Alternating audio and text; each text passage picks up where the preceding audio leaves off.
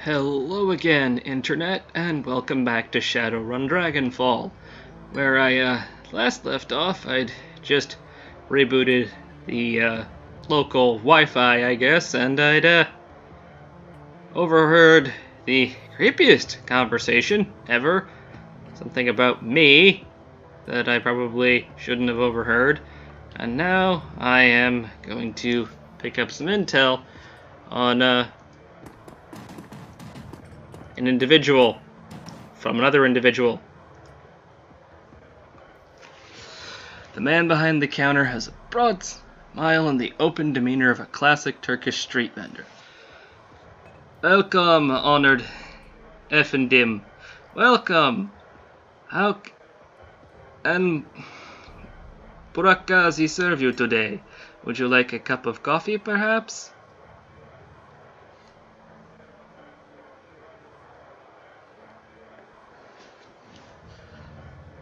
Coffee? Well, now I honestly gotta figure this out. Is it actual coffee? Yes, for individuals of refined taste, I offer genuine bean coffee from my native Turkey. The cafe owner looks you in the eye. The tone of his voice grows low and serious. It is a top shelf item, my friend.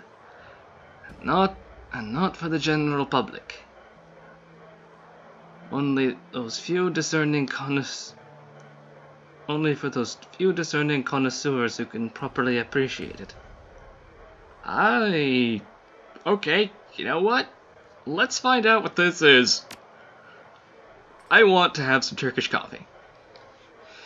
It is hand-picked by my family in Turkey, a true delicacy of the Sixth World. This was considered a luxury even before the awakening, when bean coffee was everywhere. Every street corner, they say. Yeah, that's Starbucks in a nutshell. Burak Gazi leans in close, lowering his voice to a conspiratorial whisper. Long hours in the shop have perfumed his body with the commingled scents of coffee, incense, and applewood tobacco. Trust me, if your coffee experience has been limited to soy calf, you must not deny yourself this opportunity. You will see God. Oh, okay, yeah, this I gotta try. You've sold me how much? This is a specialty item, delivered at some cost. I cannot part with it for less than 15 yen a cup. Deal! Very good. Burak Gazi hands you a ceramic travel cup, in which he then fills to the brim with dark, steaming liquid. The smell is intoxicating. Is there anything more I can get you? Well, I finished with your little trifle, Herr Burak Gazi. Ah, very good. I assume you had no difficulties?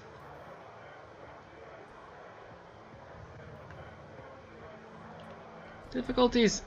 No, but one of the taps got weird. He laughs. Of course they were. I would be surprised if they weren't. This is Berlin, after all. In the flux, everyone spies. If you do not spy, how will you know who is in power and who will be in power next? If you are here to stay, Efendim, you must get used to it. Who enters the Turkish bath will sweat, as my uncle Tademir always says. Oh, but we're not in a Turkish bath, at least I don't think. Oh, wait, yeah, no, flux state, never mind. Nevertheless, I'll have one of my people look into it.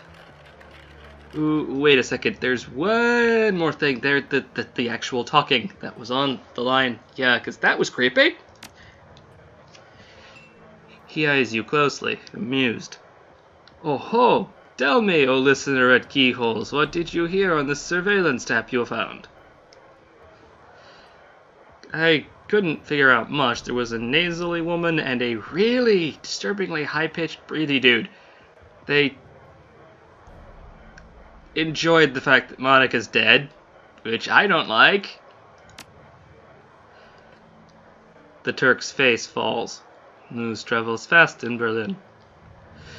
These two are known to me. Is there more? Woman got a call, talked about some kind of meeting to decide if they should make a move, and then the machinery started up and I couldn't hear jack shit. He nods grimly. Most excellent. It is fortuitous that you discovered this information, but it's not unexpected. I will have one of my people attend this council meeting and report back. Sounds good. Keep us in the loop. With that out of the way, let us return to our pressing business.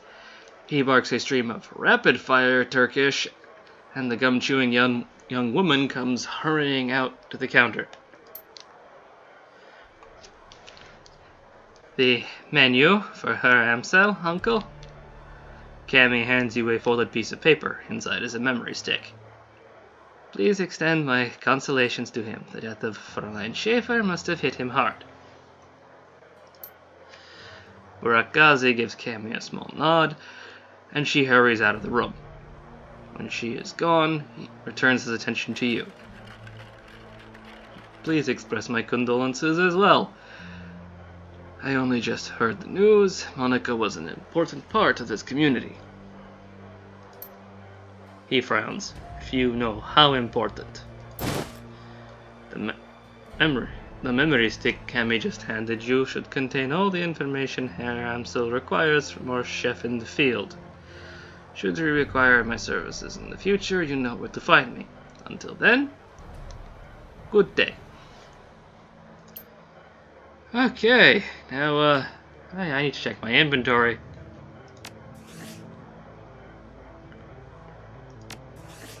Okay, that's that menu. Base menu. Inventory. Do I actually have the... Nope, there's just a data jack. And the... That's going to be weird. Oh, hey, you. You look chatty.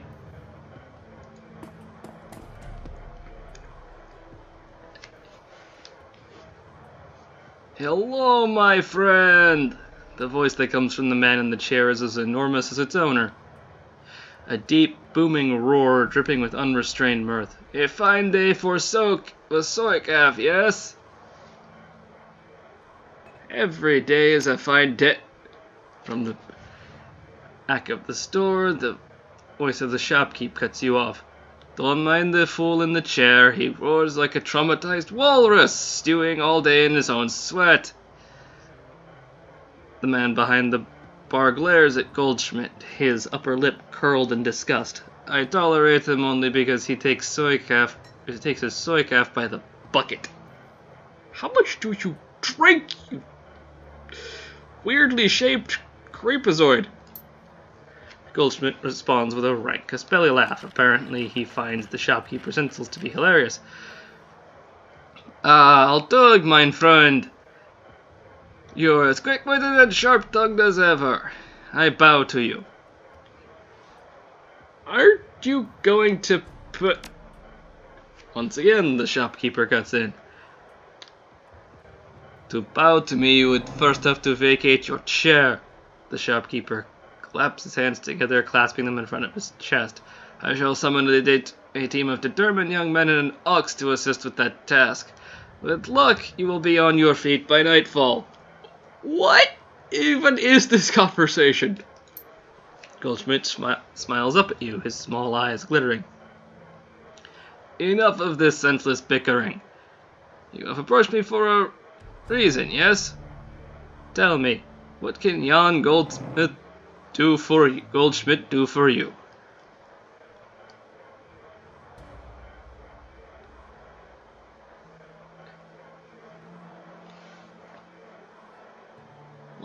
Why are you just sitting here and taking all the guff from to over there? I put up with them because they amuse me. The fact that Use me infuriates my dear friend Altug, who in turn hurls more insults. Goldschmidt raises his soy calf cup in salute, and thus the cycle continues. It is 2 years now that I have been your customer, yes, Altug?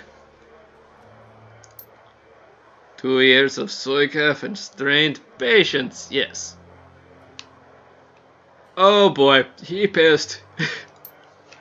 And I remain happy, and Altug makes money. An ideal business relationship. That all sounds perfectly healthy. Take care, Jan. Goldschmidt gives you a deep nod, his jowls quivering. The jowls appear pleased. Until next time, my friend. Okay, that was nothing short of just weird. I have info to deliver, so I'm out!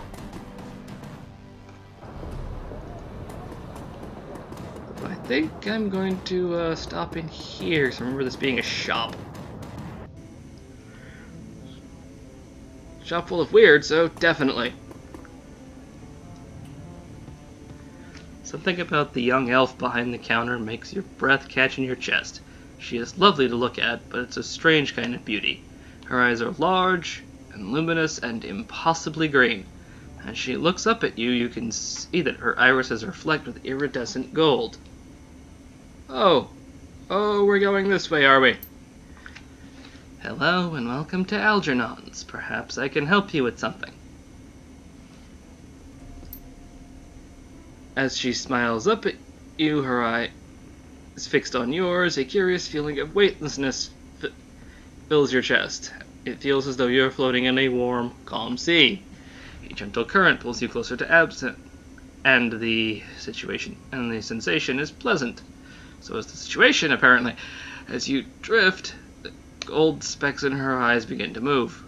I am unable to look away, so I can only keep staring. Oh no. The golden specks in the elf's eyes shift and swirl, slowly picking up speed. It's mesmerizing. All at once, the specks explode into light and color. Absinthe's eyes now fill your field of vision, and it feels as if you were drowning in an alien sea. The patterns traced by the shimmering specks in her eyes are kaleidoscopic, enchanting, nearly impossible to turn away from. And there goes my brain! You are lost. Your entire world has been reduced to a churning vortex of green and gold. Dimly, you become aware that something is happening. You feel your body being buffeted by unseen forces, and suddenly everything goes black. Slowly and painfully, you struggle your way back to consciousness.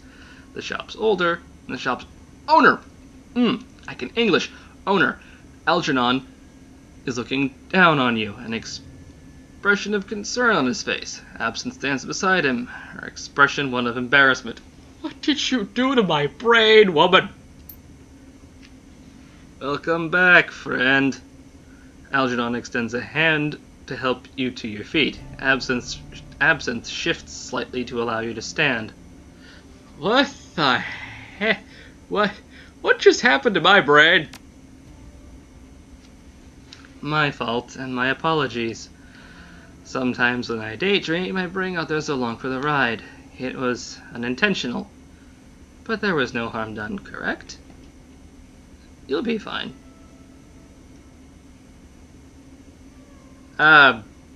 Yeah, sure. No harm done. I'm just going to stand in a corner and try to not fall over.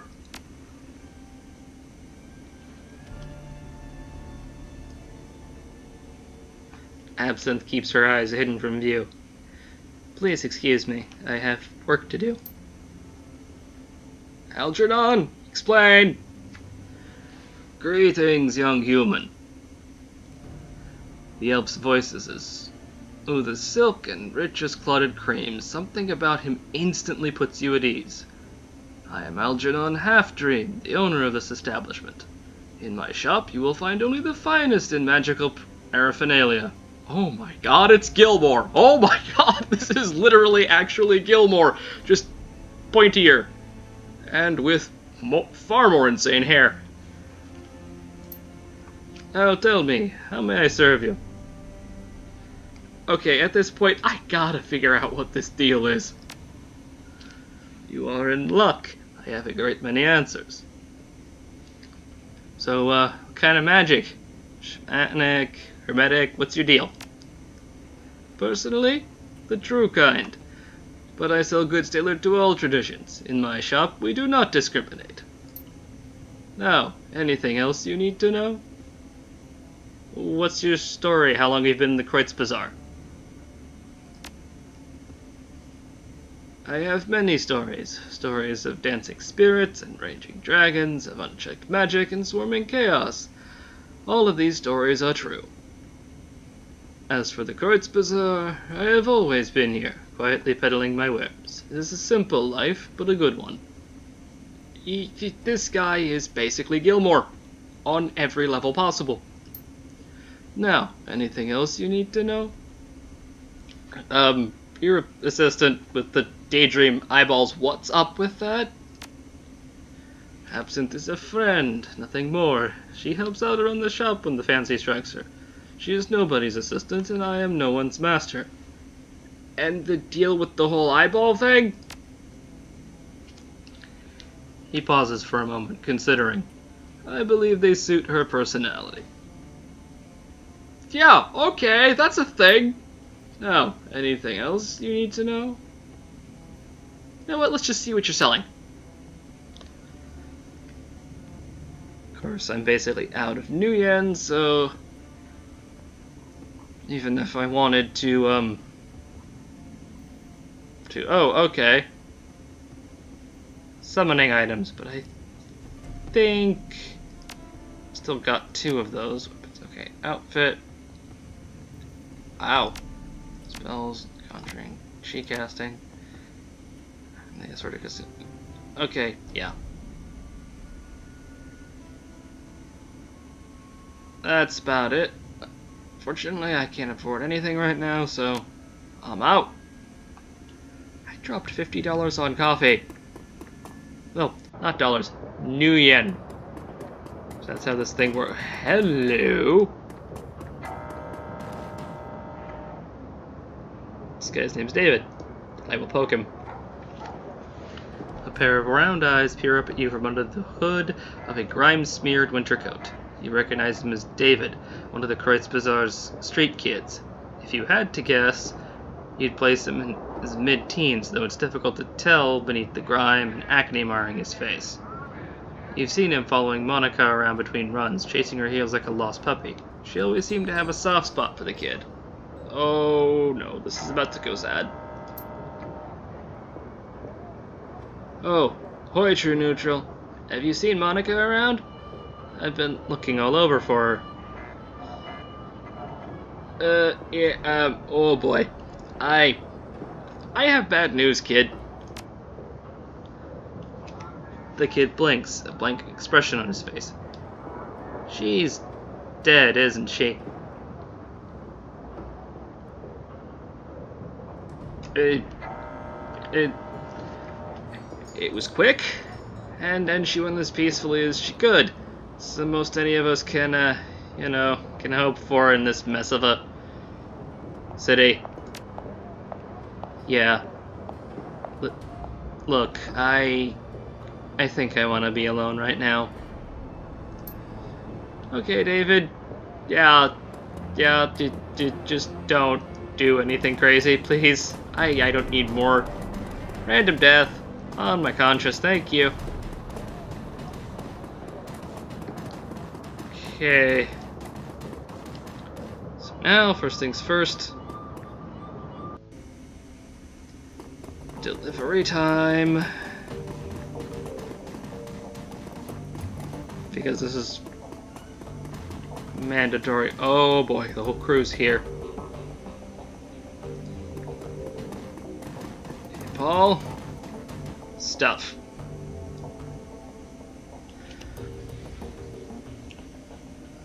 True Neutral.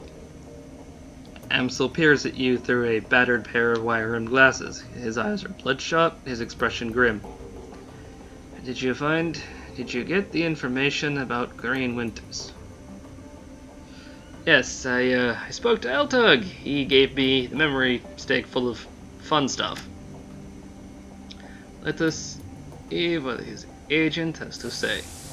Amsel snatches the memory stick from your hand and slots it into his computer terminal. He navigates a series of command line menus, and a wall of amber text floods the screen. Amsel scans it, mouthing the words as his eyes flit back and forth.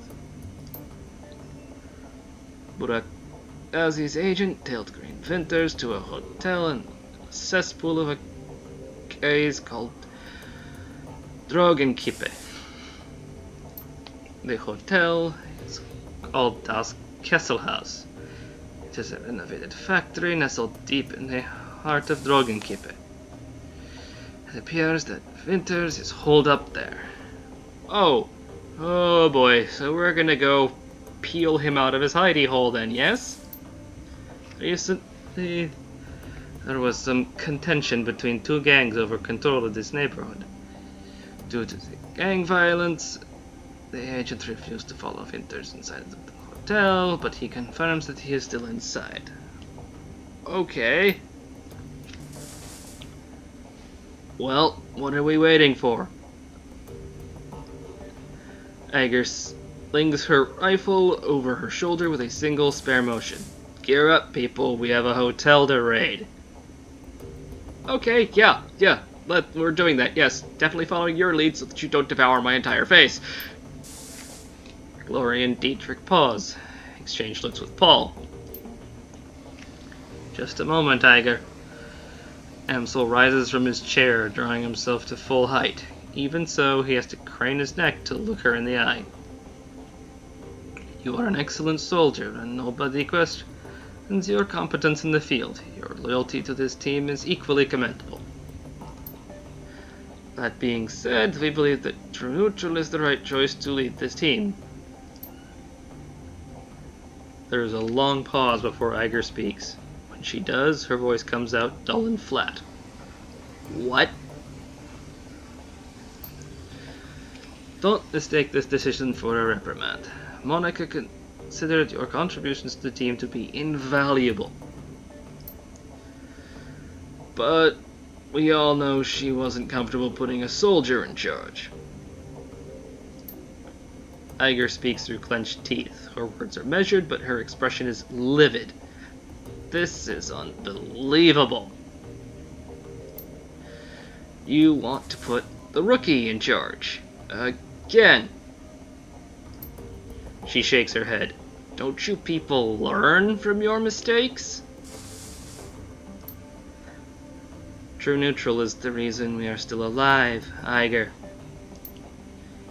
He kept us together. He let us out of there in one piece. Mostly by flailing, screaming, and running in panic, but maybe I get points for trying? I don't know, because there was a lot of me just wanting to run like the wind, run faster away from the dude with the minigun. Making him your golden boy. She sounds tired, resigned, but above all, disappointed. This is more of your flux state idiocy at work, isn't it? I don't know what they're thinking. Dietrich reaches out, puts his hand on her shoulder. It's what Monica believed in. Oh, so she believed in me flailing. Good. Eiger's voice tightens. For a moment, her control slips and her face contorts in grief. Yeah, and look where that got her. Eiger straightens to her full height. Let me give you a piece of advice. In the field, only two things matter. The mission and survival. Everything else is a distraction. Your ridiculous politics have no place on a Shadowrun.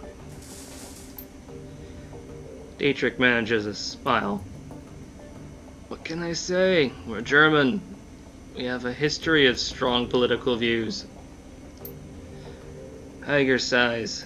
The tone of resignation returns to her voice. Screw it. Let's put an end to this.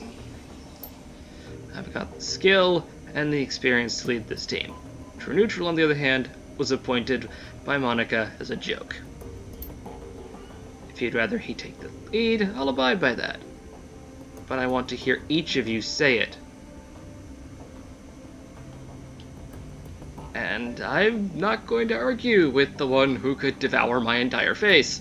So, Iger, I'll do what the group wants. You stay out of this. She stabs an armored finger into your chest. Hard. Oh god, she's gonna eat me! The moment she raises her hand to you, Dante's ears lay back and he lets out a low growl. Reflexively, she takes a half step back. Holy shit, have I made friends with the dog already? I think we've heard what Dante has to say. As for my part, True Neutral saved our lives back there. You may not believe it, but he did. The way I see it, that means I follow his lead a while longer. Thanks, Dietrich. I'm hoping I don't doom us all. Gloria's voice is uncharacteristically gentle. I trust in Monica's judgment, therefore I trust in True Neutral's judgment. Thanks, Glory. Same thing I just said to Dietrich applies. The discussion is finished, Tiger. Amsel speaks softly, but his tone is firm. True Neutral will take Monica's place as leader of this team.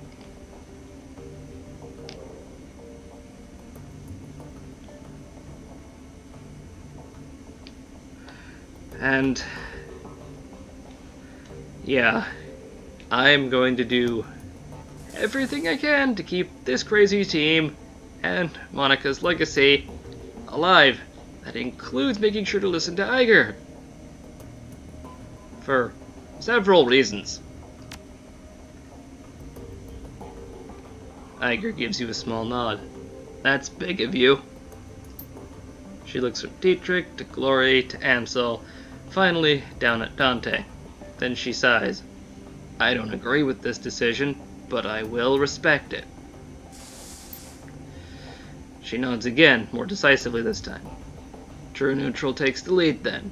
Conversation closed. So, time to get a move on. Let's focus on chasing down Green Winters and shaking him until information falls out. Indeed. I have transferred the information that we received from Tug to the computer terminal in the next room. It used to be Monica's personal workstation, True Neutral. Now it is yours. Monica kept a variety of notes and dossiers on that machine.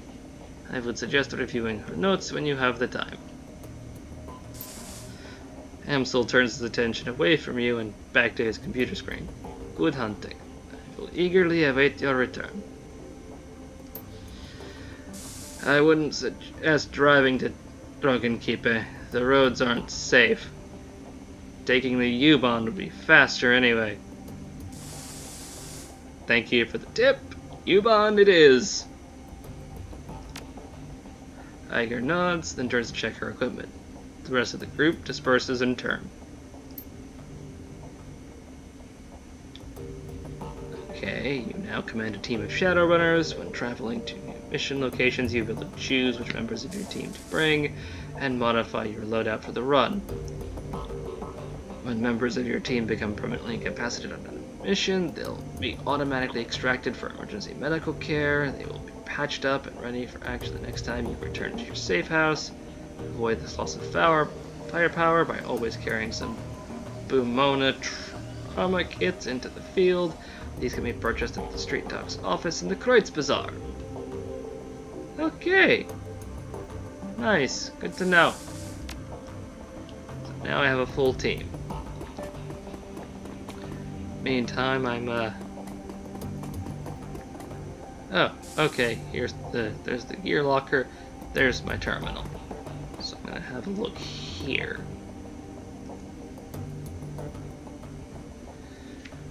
Workstation and mission computer, the command center for your team's operation, and your last link to the memory of Monica Schaefer. Her thoughts and words live on in the machine.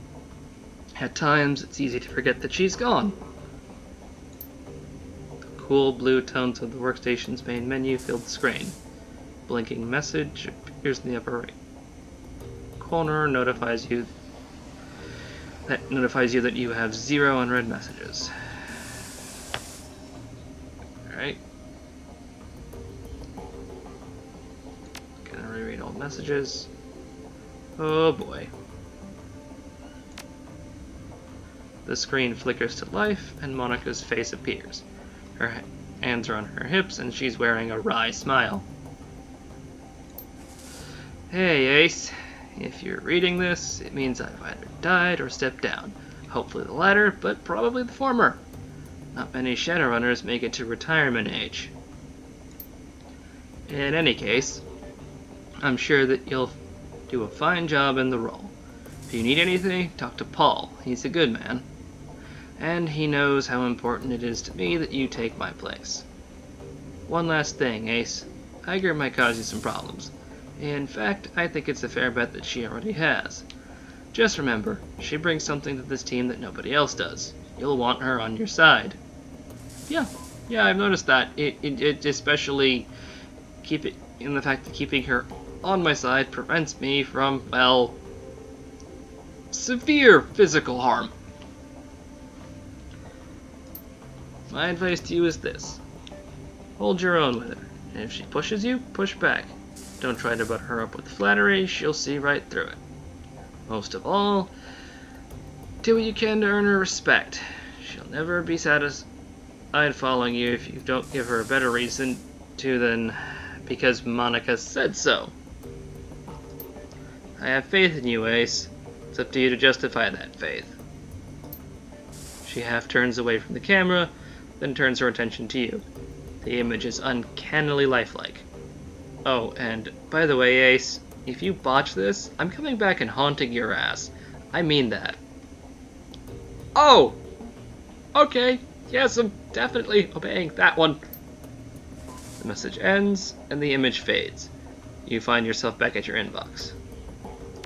Okay, for now, I'm just gonna close this thing out and spend some time thinking on that one. So, if you liked my running around, getting hypnotized, dropping far too much money on coffee, and meeting he who is essentially Shadowrun Gilmore, well, drop a like on the video, comment on it, and maybe even subscribe to the channel. And until next time, I will see you all around the internet.